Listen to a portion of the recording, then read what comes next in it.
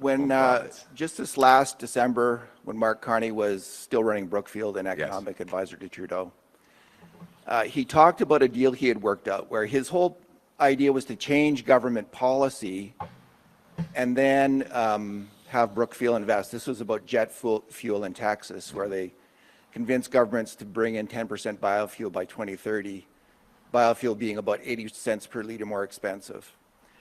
So he is both advising, and then his company is signing $1 billion deal to profit.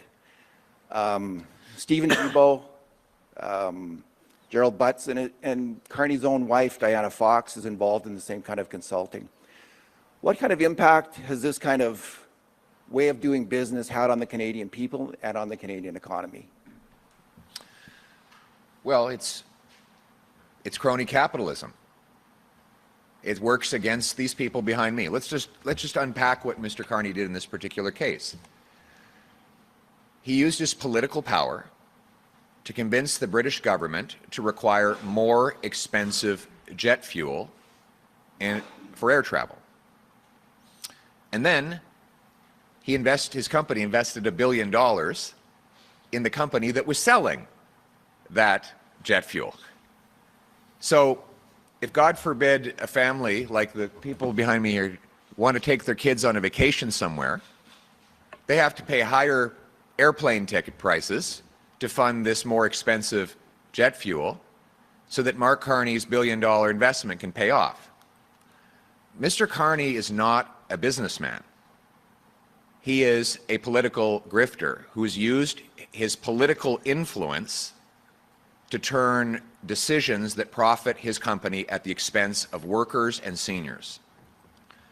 And that is exactly how he would govern the country. While he was Justin Trudeau's economic advisor, he went on the record saying that he thought there should be more inflation. He thought it would be good if there was more inflation. Well, it turns out Brookfield, his company, profits from inflation. They get to charge higher rents on their tenants, according to their CEO. So he has used his political influence to rip off workers and seniors, and now, with all the political power of a prime minister, he continues to be invested in the same company, Brookfield, the same company that benefits by raising inflation, by raising energy prices, and by ripping off workers and seniors. Today's announcement is another example of that. How would Mark Carney ever be trusted to make our tax system fair when he's invested in a company that has billions of dollars of cash stashed away in an overseas tax haven? Of course, he never would. We need a prime minister who will put Canada first for a change, who will stand up for lower energy prices, lower taxes, less inflation, bigger paychecks.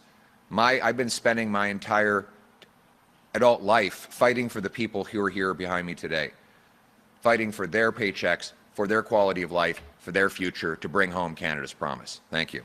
En français. Merci.